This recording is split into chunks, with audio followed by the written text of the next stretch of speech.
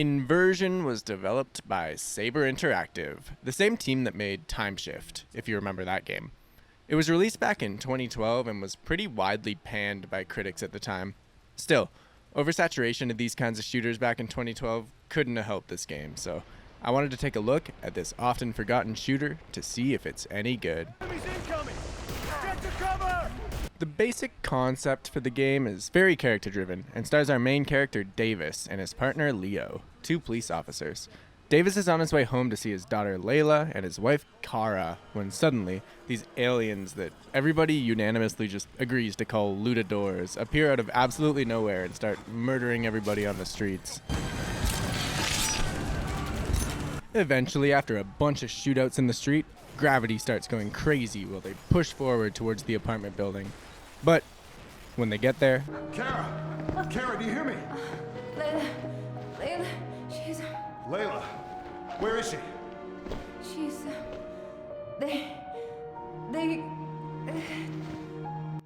They find Kara, Leo's wife, dead, and no Layla, the daughter, anywhere in sight. Open your eyes, baby. Come on.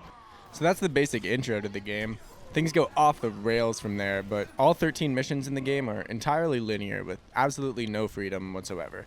You go from point A to point B, shooting dudes in different environments. There's no puzzles, no alternate routes to get to the waypoint, no stats you need to grind, no ability tree, none of that. Thankfully, shooting feels absolutely solid. You've got a pretty decent arsenal of weapons to play with, including machine guns, shotguns, rocket launchers, miniguns, and then alien versions of all of those guns that look and play totally different, as well as some cool weapons like the lightning gun or the lava gun. Lava gun, yet another weapon not fit for this world. Oh, sorry, that's the wrong game. The lava gun. On top of the arsenal, though, you've also got gravity powers that unlock as you play. So Davis has this thing called a grav link that he gets in the first mission, and it's attached to him, which it lets him increase and decrease gravity as well as do this cool shockwave attack. So if you shoot a low gravity shot at any heavy looking thing in the game, like a barrel, it starts floating in the air. And then once it's floating, you can grab it and chuck it at people. You can also fire low gravity shots at people behind cover to make them start floating in the air, or use it to pull ammo or other weapons towards you. That's the low gravity mode. If you shoot something with the high gravity mode, it causes the thing that you shot to weigh more than it did before you shot it, which sounds like a power-up from Balan Wonderworld. It's used quite a bit to help you cross gaps by weighing things down above you. You can blow things up with it too, though, like barrels, and it hurts enemies. Then in the later levels, it has the ability to spawn this shield around you, which is super useful and actually extremely necessary for the final levels and the later boss battles. So yeah, as you play, you eventually unlock more and more gravity features, and the game really lets you know when you've unlocked one. Like here, I unlocked the ability to pick up cars and throw them forward. So the game then puts Davis in a bunch of scenarios where he needs to pick up cars. Like here. And here. And here. And here. And here. You've got a melee attack as well, which is hella janky. It's like Saints Row 1 tier jank. But anyway, that's just the boots on the ground combat. Inversion's got some cool tricks up its sleeve as well. Brace yourself! See, sometimes you'll see these things on the floor that when you step in them, they invert the gravity of the level, so you'll be walking on the side of a building, or sometimes even upside down. The game uses this quite a bit.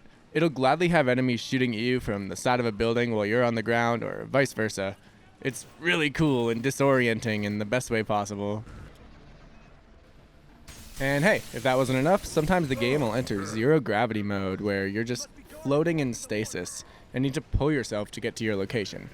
These parts of the game are insanely fun. You can pull yourself towards a piece of debris floating in the air, and when you're falling towards it, you're shooting people in 360 degrees all around you.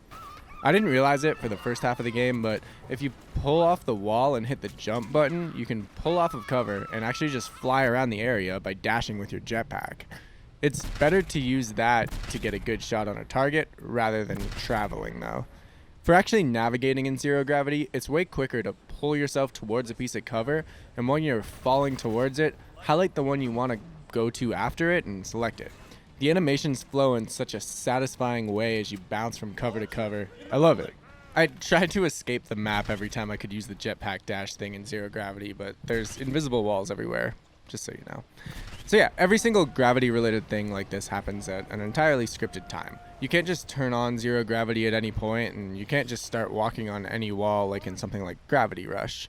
It really is a Gears of War style corridor shooter at its heart. Even when you're flying through the air, you're really just heading to a waypoint, killing people, only to get to the next set piece that'll have you doing it again in a different way, or dealing with the occasional boss battle, which are a thing this game has.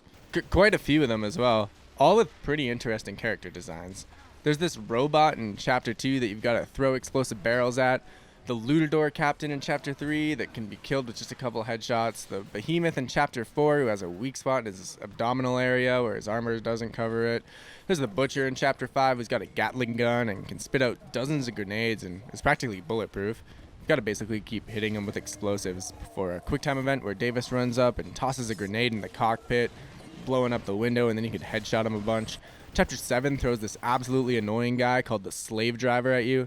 He's got a shield that breaks whenever he uses his laser, which leaves him open for shots, but otherwise you can't hit him. And he also kills you in one hit if he hits you. And the game spawns constant streams of enemies at you, including suicide bombers that also kill you in one hit. This guy's an absolute douchebag, and the game has the audacity to keep throwing these guys at you in harder and harder environments in the later chapters. They do reuse boss battles. They do that with the Butcher as well. Same enemy, different scenario. Then the final boss is Kilter, the leader of the aliens. He's got a shield on him that can be worn down, and the entire battle takes place in a pretty big area with ammo refueling stations sprinkled about it. He shoots energy balls and can also use low and high gravity attacks on you. Eventually, he heads up to the center energy ball to start recharging his shield, but we can shoot the center core to stop him. But then the enemies start coming in and protecting the core and whatever. Eventually, you destroy his shield and can kill him in just a couple hits. Basically, boss battles are all pretty cool and pretty creative in this game. Right, so Davis and Leo here are together for the entire game. And as you can probably guess by the Gears of War aesthetic here and the fact that there's two of them, this is an online co-op game. Unfortunately though, when the GameSpy servers were shut down years ago, so is the ability to play this game in multiplayer.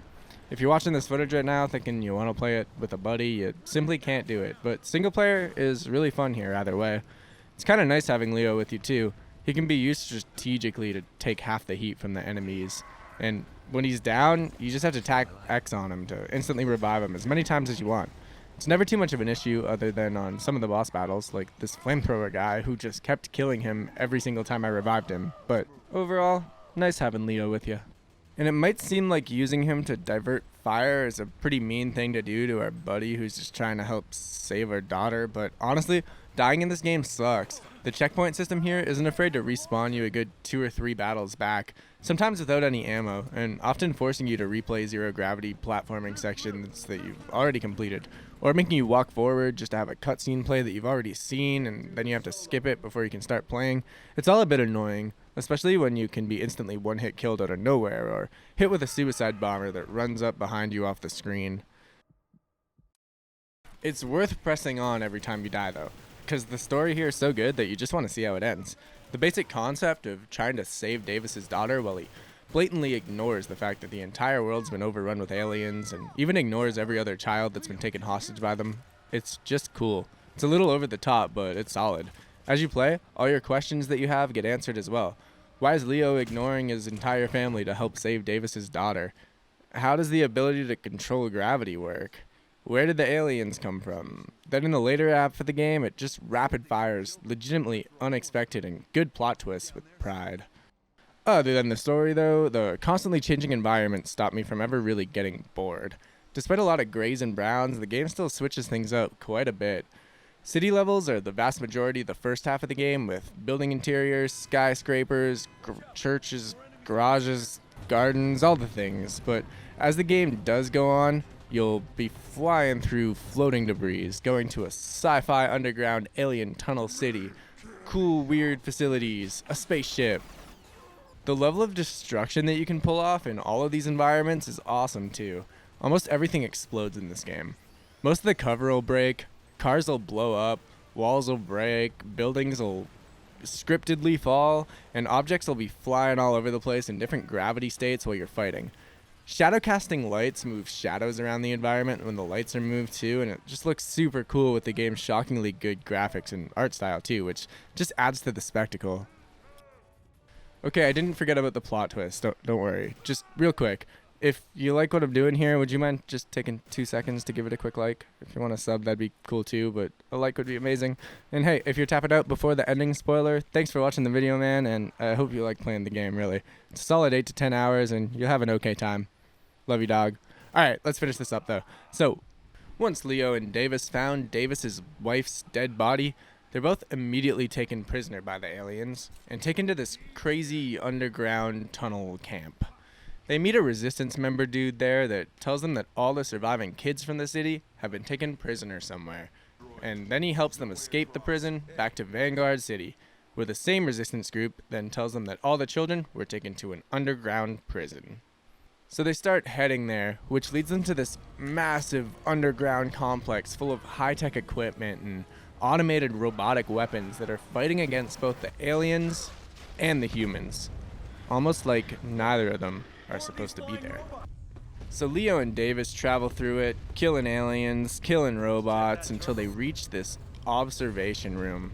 Then, the windows open up and reveal that they aren't underground at all. They're in a spaceship. And Vanguard City isn't even on Earth. It's inside of this giant dome connected to a massive spaceship that they wandered into, which has a bunch of these giant city domes in it. When Leo sees this, the dude has a mental breakdown and basically just gives up. But then Davis reminds him that they have to save Layla, which snaps him out of it. They eventually keep walking waypoint to waypoint until they end up in this hellscape of a city full of lava, which is where the aliens clearly came from before escaping to the ship, fighting the robot drone things, and then breaking their way into the Vanguard City dome. Leo then stumbles across a vehicle that was used to transport the children, but Layla isn't in there, so he just completely ignores it and moves on. The dude literally does not care about anything else at all, and by now it's pretty evident that Leo is secretly here for revenge on the aliens. So they end up chasing the leader of the aliens, Lutadors, whatever, who's taken over the entire ship and set it to self-destruct. They fight him, stop it from, well, really exploding the entire known universe, and eventually Davis is knocked down a pit to his likely death. Then Leo's like, "Aw, man, at least I don't have to tell him that I found his daughter's dead body in the apartment when he was there." Yeah, so it turns out Layla has been dead the whole time, and Leo is just using Davis as a force to wipe out the aliens. And it worked. They killed their leader, so the aliens retreated the Vanguard City dome. The children are saved, the world is saved, and the story's over. But then, after the credits roll, the camera cuts to the hole that Leo fell down, and you see his arm reach up, revealing that he's still alive. And that's the actual end. Pretty decent, eh? I feel like it would have been really fun to run through this online with a friend, working together with the gravity mechanics, like having one person spawn lava balls while the other person picks them up and fires them. Would have been cool. Still, solid game and single player all around. Thanks for watching the video all the way through. I really appreciate it. That's all I got for this one, though. Love you guys. Peace.